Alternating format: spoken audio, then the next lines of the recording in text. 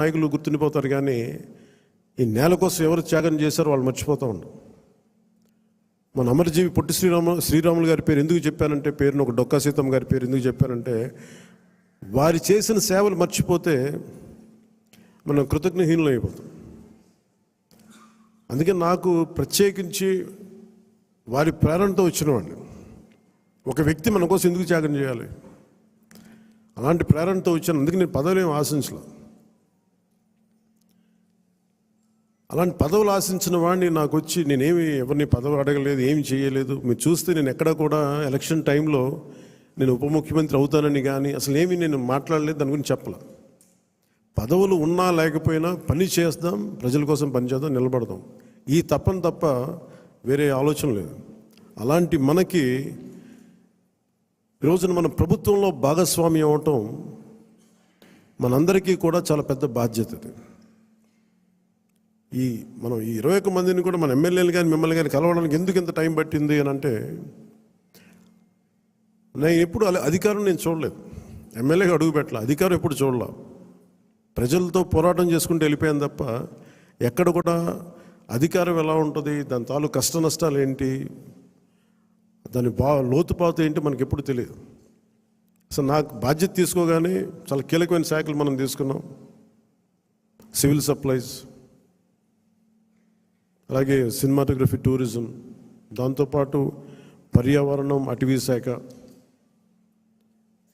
అలాగే పొల్యూషన్ శాఖ, Panchayati Raj, rural water supply, ఇన్ని కీలకమైన శాఖలు తీసుకున్నప్పుడు నాకు ఒకటే అనిపించింది, చాలా అవగాహన ఉండాలి. ప్రత్యేకించి శాఖలు కూడా నేను అందరూ అనుకోవచ్చు ఎందుకు పెట్టుకున్నాను ఈ శాఖలన్నీ అంటే, ఇది నా మీద చాలా బాధ్యత ఉంది. పదే మాట్లాడాను నేను. కొంత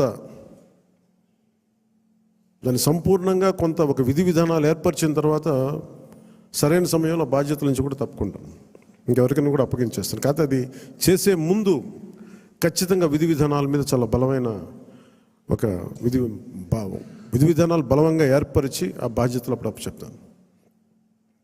అలాగే మనందరి మీద కూడా 5 సంవత్సరాల కాలం గిరుం తిరిగిపోతుంది, ఎక్కువ సమయం పట్టదు. అలాగే మన ఎమ్మెల్యేలందరికీ కూడా, పోటీ చేయని చోట్ల కూడా మన నాయకులందరికీ కూడా ఇది భవిష్యత్తు ఉన్న పార్టీ. అది మరి ఎంత బలంగా మనం చేయకపోతే దేశం మొత్తం మన వైపు చూసేలా చేసింది.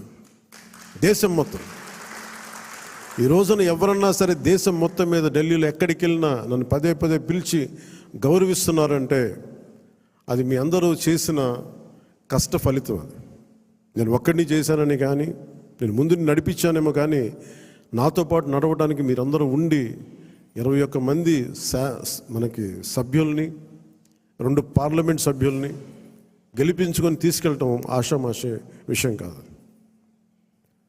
మన ఉదయ్ గారు కానీ బాలశౌరి గారు కానీ మనం అడుగుతున్నారు, నెక్స్ట్ పార్లమెంట్ సెషన్స్ ఉన్నాయి, ఏం మాట్లాడాలి అంటే, ఉదయ్ గారు కూడా చెప్పారు, మీరు ముందు అవగాహన చేసుకోండి, ఎలా మాట్లాడాలి, ఏం మాట్లాడాలి, ఈ సెషన్ అంతా అవగాహన చేసుకోండి. ఏదైనా కీలకమైన పరిస్థితులు అంశాలు ఉంటే సీనియర్ పార్లమెంటరీ బాలశౌరి గారు ఉన్నారు, ఆయన ముందుకు తీసుకెళ్తారు.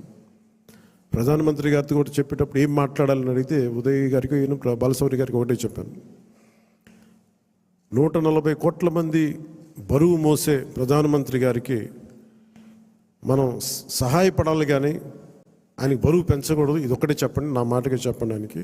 మేము మీకు బరువు తగ్గించే వాళ్ళమే కానీ బరువు పెంచేవాళ్ళం కాదు.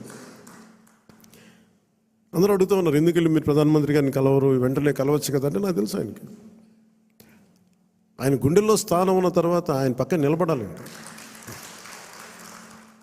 అది అవసరమైన మేరకు సరైన పరిస్థితులు వచ్చినప్పుడు ముందుకు తీసుకెళ్తాం, కలుస్తాం.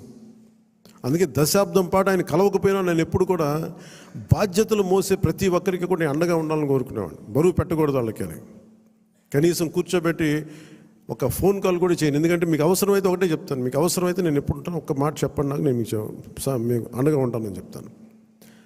నాకు అట్లా జన సైనికులు, వీర మహిళలు బలంగా నిలబడిపోయారు. నాకు ఏం ఆశించలేదు, ఎవరు కూడా చిన్న పదవి ఆశించలా, ఏం ఆశించలా. వాళ్ళ కోరికల్లో మార్పుగా రావాలి, ఆ మార్పు కోసం మేము నిలబడాలి అని ఒక కట్టుదిట్టమైన ఆకాంక్ష తప్ప ఇంకే స్వార్థం లేదు. అలాగే మన నాయకులు కూడా, పోటీ చేయని నాయకులందరికీ కూడా పేరున మీ అందరికీ ధన్యవాదాలు తెలుపుకుంటా ఉన్నాను. నేను 21 సభ్యులు మొన్న పిఠాపురం సభలో కూడా చెప్తా ఉన్నాను.